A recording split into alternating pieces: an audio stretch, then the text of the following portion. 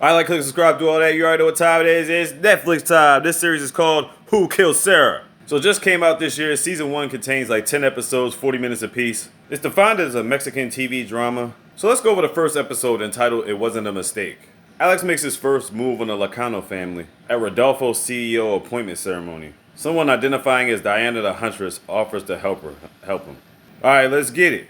So they start off with this flashback, everybody just chilling on the boat, drinking beers, partying, all that shit. In the colorful shorts we have Alex. The girl next to her the girl next to her is his sister Sara, and Rodolfo's on the other side. So in this one part, they take her up on a parachute, right? Everything looks all fine and dandy, but then Alex notices something. The buckles was worn down and the straps are damn near cut. Alex is trying to warn Rodolfo and others, but they're not listening. And unfortunately, by the time they hear him, it's damn near completely torn and she's hanging on by a thread. Literally a thread, and then it breaks. Yeah, she fell ridiculously high straight into the water. I think she hit her head on a rock on the way down. 18 years later, Alex was in jail the whole time for his sister's murder. Why is he in jail for his sister's death? I'll explain that later. Well, his lawyer comes in and says, "You're getting out free today off the strength of good behavior." Here we got this guy teaching his grandson how to shoot deer. But his grandson doesn't want to kill the deer because there's a little cub with him. So he basically berates him and is like, "Look, man, you want to man up in this family." So the guy that's berating his grandson like that is actually Rodolfo's father. And he just got word that Alex is free from prison. So while Alex is sitting in the cell waiting to be free tomorrow, he pulls out this key he had hidden in the wall. Next day he gets his stuff, and now he's a free man. So they give us a flashback of him taking his sister to the hospital who died right then and there. And to make matters worse,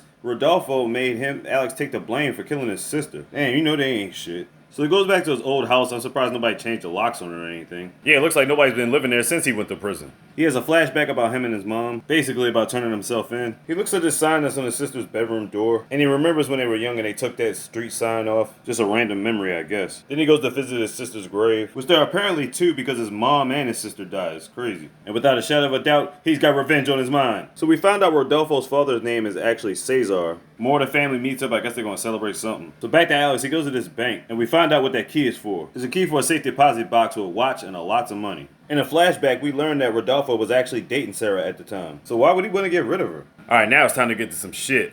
I'm not going to call him Rodolfo anymore. I'm just going to call him Ron and make it short. Well, anyway, Ron, Alex, and Cesar are in his room after everything happened back then. And this guy manipulates the fuck out of Alex, talking about everything that we've done for you, you know what I'm saying? Like, you gotta just take this fall for us, yo. Cesar tells Alex that his son, Ron, has got too much to live for. He's gotta make sure shit pops off. He tells him, "You're strong enough to deal with this, so you gotta let him know that you were the one that tampered with the parachute." His other gay son is like, "Are you fucking serious? That's some fucked up shit. You convinced your son's friend to take the fall for his dead sister that he had nothing to do with. But indirectly, he's literally telling you that they did this shit." Cesar got some serious balls to be asking him to do that. But the question is, why did it happen in the first place? Back in present day, Ron's with his girl and he's got to get up and get ready for this celebration thing. He's like, "Man, I got a lot on my mind. I can't be doing shit right now." He goes out for a jog. And while he's jogging, he's recapping events from the past. Why at this particular time? I have no idea. I mean, it's been like 18 years, you know what I'm saying? Meanwhile, Alex is in his house setting up cameras for some reason. Cesar and his grandson are flying in a helicopter, and he gets a text message from somebody with that concerned look on his face. So all his family meets up in the casino. So I guess the big event was that Ron was getting a promotion or something. Meanwhile, Cesar gets off the plane, and he's pretty pissed off about what he's seen on the phone. What was sent was a picture of Sara. So obviously, Alex sent it to him. And that's clearly what he's thinking too. Why else would he have just, you know what I'm saying?